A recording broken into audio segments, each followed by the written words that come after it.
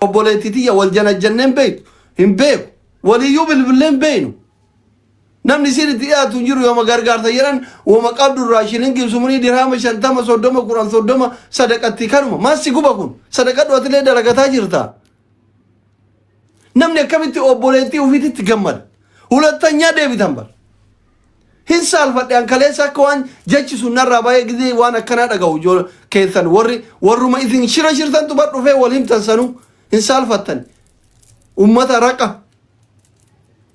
hin dabbara waan akkasii dhiisa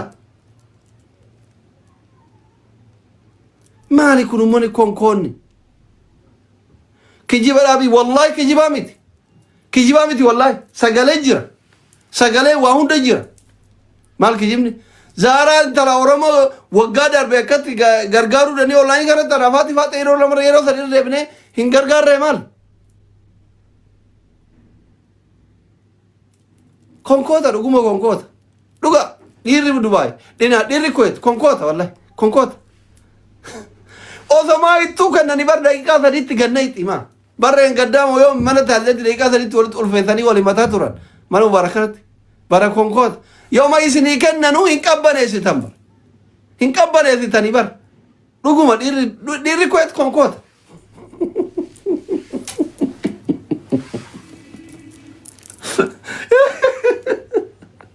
wallahi dhiirri Kuwait dhuguma konkoota ozomaa isin jala qabanii bar tafarratti ganna hixanii sareewwan hay maal mucattiin gaaf kan taaziyaa dhayxemi ta waggaa darbe qiyaamaan bu'aa ture takka taaziyama mana namaa dhayxee akka tuun asiira bittee ullee bitutti itti ulfeesse jazbaan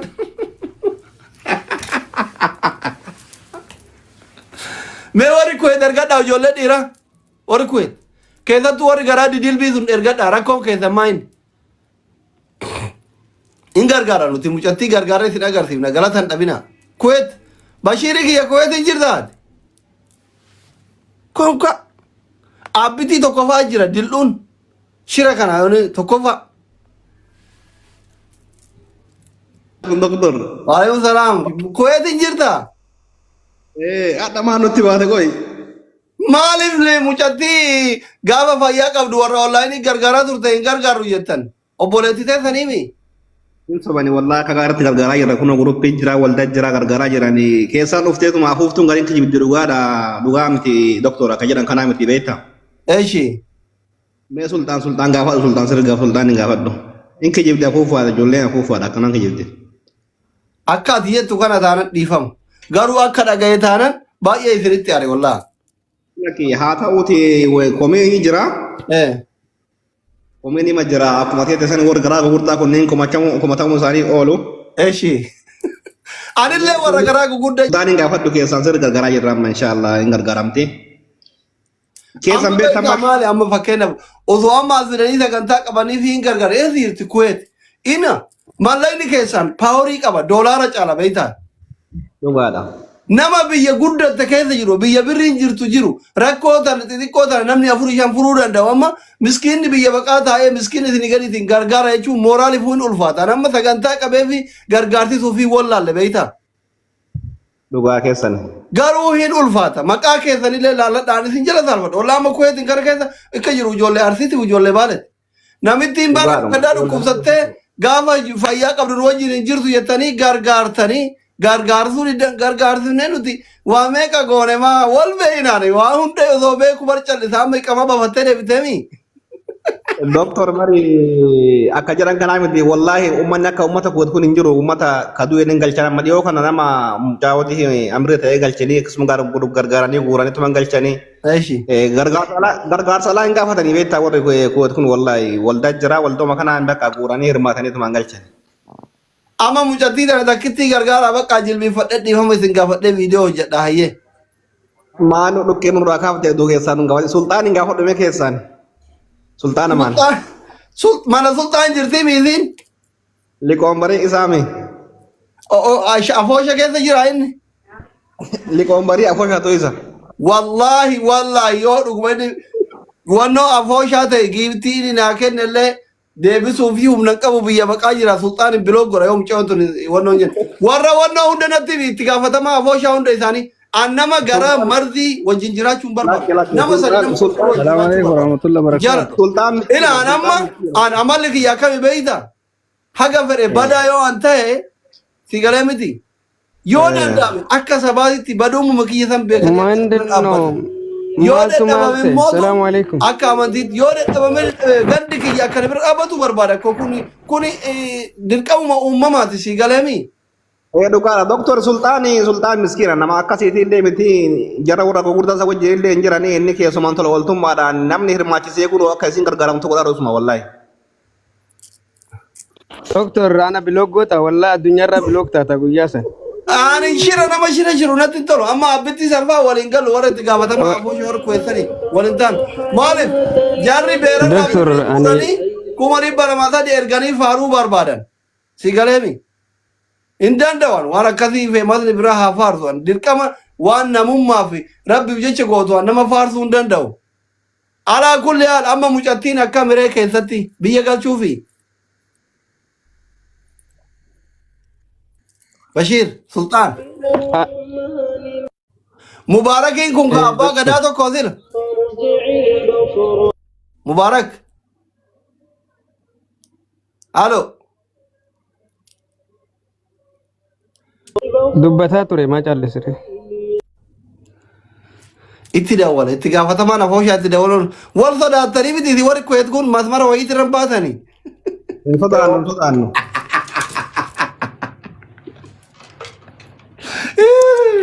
Maaltu itti dawwale?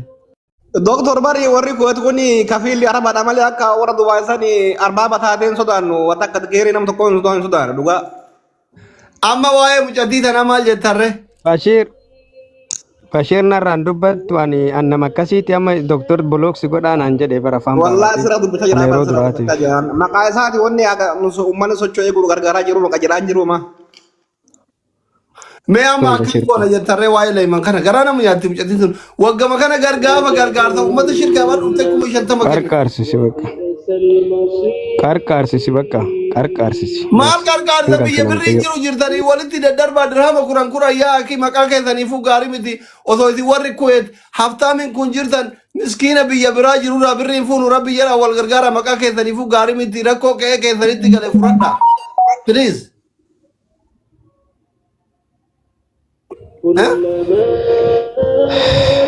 Waan xiqqoo bartuun meeqa barbaachisa gargaarsa isiitiif.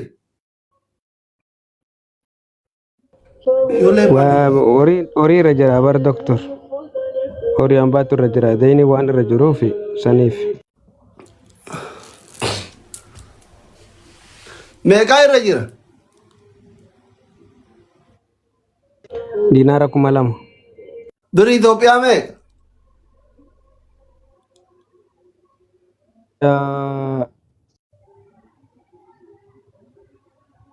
Birri Itoophiyaa miliyoona tokkoo fi akkasuma. Balaan gadi buute.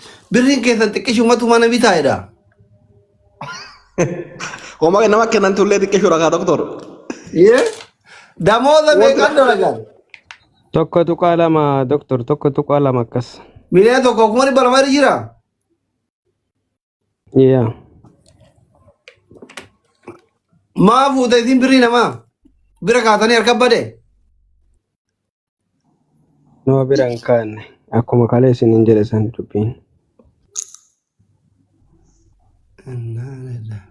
Fayyaa isiitiif hoo meeqa barbaachisa? Bakka kanuma irraa kaafala akka fayyaa isii kaan rakkoo miti kun osoo irraannoo jedhee kaan xiqqeetuma amanuu hin danda'a adii mushkila. Haa galtu bis. Galtee kaan fayyaa ofii warra bira geennaa yaalamte adii. Bakka isinillee haga dandeettan walitti daddarbaatiin hagana harka arganne hagana nuwan qattinaan jedha waan hafeen online irratti guuchisan. Abbaan iyyatu ollaan birmatanii amaanaa isinitti haa ta'u ijoolleen kuweet warri dhiiraaf warri dubartillee. Abshir doktor bakka. Naga dandeenye darbaa jirra. Bashir. Kana ittee dhukkeen rakkoon qabu. Nagaa doktor akkam? Nuuni hojirra ittuma jirra jedha. Nagaa abbaa gadaa. Nagaa wannoo ta'e nu hin shaan. Jirra galata rabbi gadaa maaltu jira ree gadaa nurraa mul'isanii hadha. Akkam nagaa? Abbaa gadaa nagaa. Banne. Maal abboora biyyari Ilama. ala tubbaa keessa qullaasan nu goote barate. Gaalte La taatile wa hundaatu hin furtaa akkamitti mana kee keessa dadhabde. namni beeytani ariifatuma malee akkuma jarjaraani bineensa maalii jedhee gaafa dhisee gurra see gaafa qabachaansan malee taati malee dalagamaa jira. Namni ammayyuu aga nama hirmaateera garee keessuma jirra gasaa kanaayyuu nama 29 akkas namni amma waa kenne kennaa jirani garee irratti. Maqaa ijoollee kootoon irratti warri dubartillee waan dandeettan waliin sassaaba torbaan dhufu keessaa argattan beeksisa waan hanqate ollaa irraa itti guunna ishii miskiin mucattiin sun gara namiyaati jireenya ofii guutuu harka qallayii jiraataa turte. Suura keenya waa tokkotu jira. Dheengadda mucaa wahii amrii ta'eeti ji'an geenne akkuma torbee 2-3 naannoo dinaara 2,000 ol guure hawaasni. Waan saniif xiqqoo namni jiini osoo hin geenne wanni kun deebi'ee amma. Waanuma saniif namni lashi dheera malee rakkina bidhaatii miti. Yoo rakkinni jiraate nuu hin cadhifnu kun waan cadhisanii miti. An baay'ee rifadhee iyyuu gaafa fayyaa qabdu ollaan irratti gargaaraa turte shangoo teenna keessa hin jirtu jedhan jedhanii dhageennan dubartirraa dhaga'e dubbii dubartiiti jilban qabdu dhiifama. Sani namni maal beekna garuu ittillee waa makee jechuun hima jira akkuma waa eebbisu jira miree dubbii irraa yoo akka kun obunaasoo gidda yoo dubartiin waa wanna jettu dubbii irra eebbistu sana eebbistee isin himitti ree. Laa jechuun jiil tana durallee waan akkasitti ture lamanatti taate kan. Yoo akka online itti illee taate ani dhiira koo irraa galata qaba malee gadoon qabu wallaahi jaartii nama guddaa yaalee fi kun amma nagaa ani qamaa baafattee waliin jirani itti gaafatamaa keessan. Thank you. Maqaa namaan dhoofnu akka koweetitti galata malee gadoo isinirraa hin qabnu wallaahi. Galatooma doktor. Jabaadhaa Abbaa waliin gadaa duraan dubbadhu jedheeti. Bakka akkas godha inshaallah waan jiruun akkas goonatti jirranus galatooma isin ulfaadha. Ayyee. Hangisee callisu kana bara durriyyee waan beessa amma. Amma gaafa itti gaafatamaan guddaan bulchaan guddaan mucattii bareedduu sanitti ulfeessee ulfi keessa garagalee dhukkubsatte birrii ka guuree yaala yaala. Kaa hin beeytan isi warri kuweet. Isallee hin beeytan isillee hin beeytan warri kuweet hundi keessan. Isin sattareen. Yoo keessan gisee namni nama sattaru waan namni citiisan hin beeytan taraa takkara lama birrii guure kun galata jechuudha. Galata biyya galchee biyyatti yaalee iqaamaa gootanii fi deeffattan. Galatoominaan hin jenne walaa isin galatoomin jenne walaa inni galatoomin jenne itti gaafatamaa keessani. Eka. Então, sila simana na goru kana waamu qabdanii sila kitaaba ho'i bare konsartii ho'i sila na qopheessuu qabdanii akka koyeetitti eka galata isin biraa qaba. Akka sila manni nyaam rabbi khayrii haa godhu rabbi nagaya haa buusu waan dandeettan ijoolleen koyeet dhiiraa fi dubartiin keessan leeyman miskiina wallahi nama jireenya ofii guutuu biyya mana madaamii kana keessa harka qalleessa Oromooti rakkataa Oromootiif osoo gandaa fi gosaan hin filatin jiraachaa ture yaadan mallaqaan waan dandeettu hundaa jechuudha hirmaatee hirmaachisaa ture isinii galee miti isinii galee kanaaf waan dandeettaniin bira dhaabbadha nama gaafa fayyaa qabu nama bira dhaabbataa ture atillee osoo rakkatte akkasumas bira dhaabbata saniyyuu miti isinillee bira dhaabbadha nama gargaaruuf nama ta'uun qofti dirqama ishii wuddooche hin dabbara amma kuweet biyya guddaa kana keessa jettanii yoo namni biraati amma ka Itoophiyaa jiruun ka Kaayiroo jiruun ka Dubaay jiruun ka Su'uudii jiruun gargaara yaa hin dabbaram wallaahi moraalima keessaniifuu gaarii miti biyya birriin guddaa jirtan dirhama 10,000 walitti yoo darbitan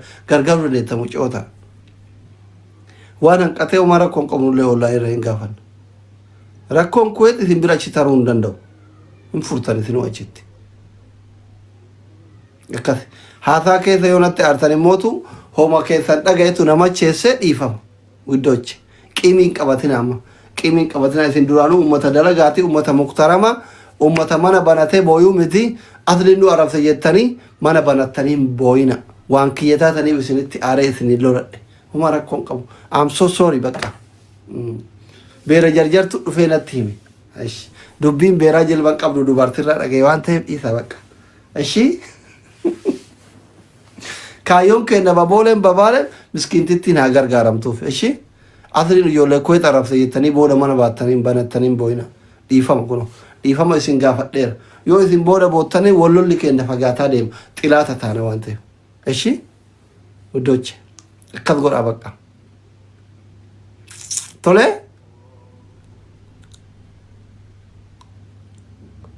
Ilamaa kolfitarree hin rakkanne.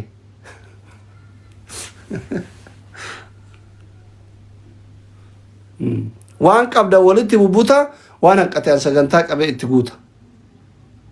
Akka kuweetitti waan dandeettan walitti guura eega gurubbii hidhame. Waan hanqate anarratti dhiisa.